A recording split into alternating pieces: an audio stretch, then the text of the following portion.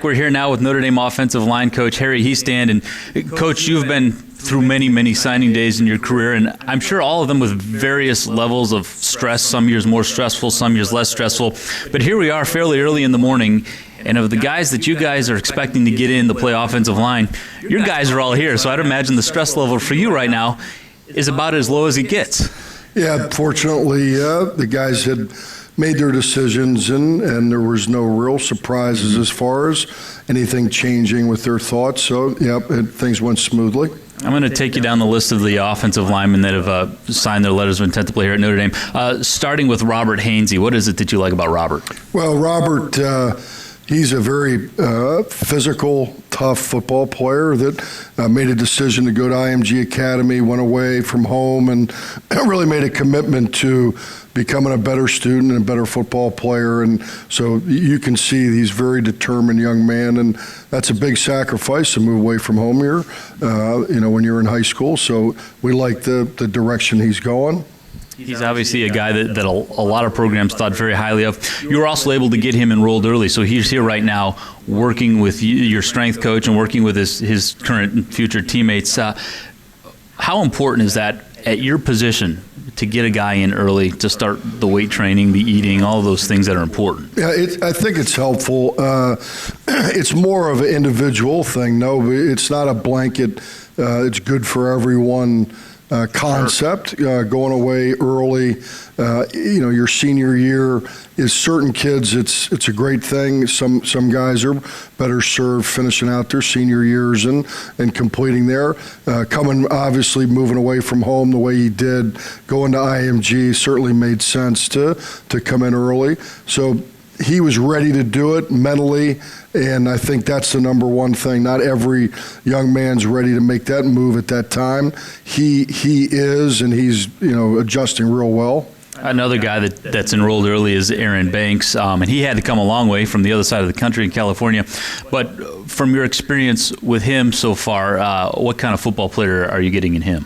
Well, we similar to Robert, he's coming as early enrollee, and we knew he was also very determined to take the next step and get to college and start the process. So it was something that he was anxious to do, something he was motivated to do, and it was very important to him to get going early. Aaron's a big athlete that has a ton of growth potential and play multiple positions, was a tremendous basketball player in high school. So he's an athlete with size. So there's a lot of directions he can go. But we're excited to have him here.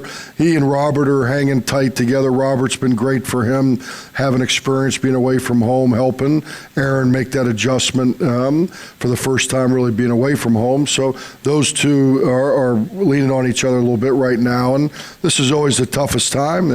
When you're first few weeks away from home. So they're doing well, making a good adjustment. California kid coming in here to the cold weather, it's always a little bit of a shock to the system. Because the offensive line functions as such a unit, do you think it's maybe extra important for those guys to have each other at this time before the rest of their classmates get in to lean on each other? It would be harder if they were by themselves, absolutely. So they're on the same routine, they're on the same schedule, they do similar things, being at the same position. So it's a big benefit that they have each other to lean on. You mentioned that Aaron's a big kid. He's 6'5", 320 pounds. You don't see that kind of size coming out of high school that frequently. No, and particularly a lot of times when they can't move. Mm-hmm. He can move. He's a big athlete, and that's what attracted us so much to him.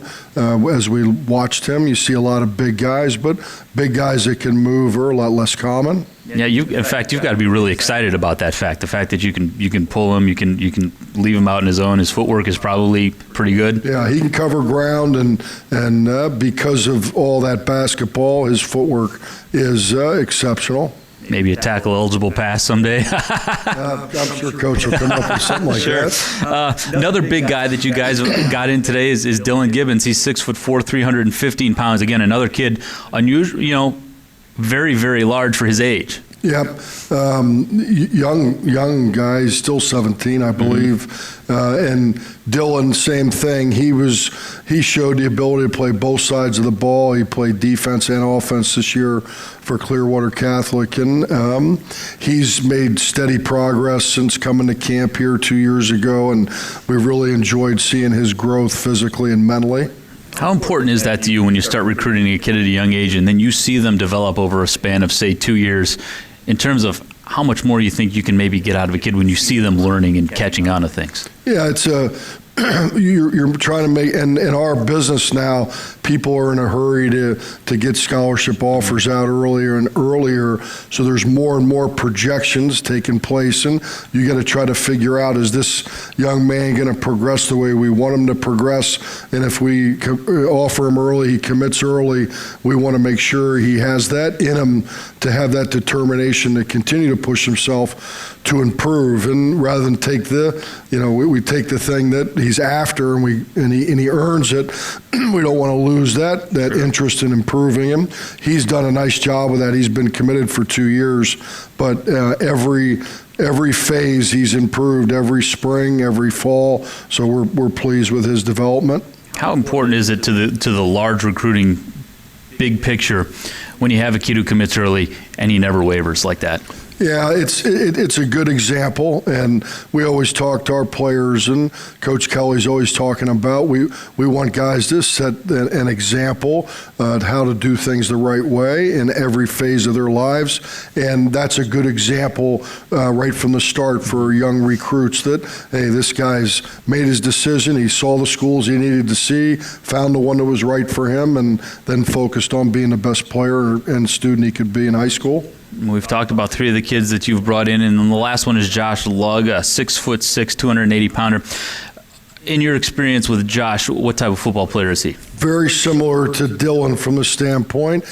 He came to camp, and he's been committed for a long time, but very, very similar drive and determination. He's progressed at every stage along the way, and it's been fun watching him grow and mature. And he's another young guy, a 17-year-old that is still growing and still maturing. And his work ethic and his desire to be a really good football player is at the highest level. So we're very excited about how we've seen him progress, and we expect him to continue to progress.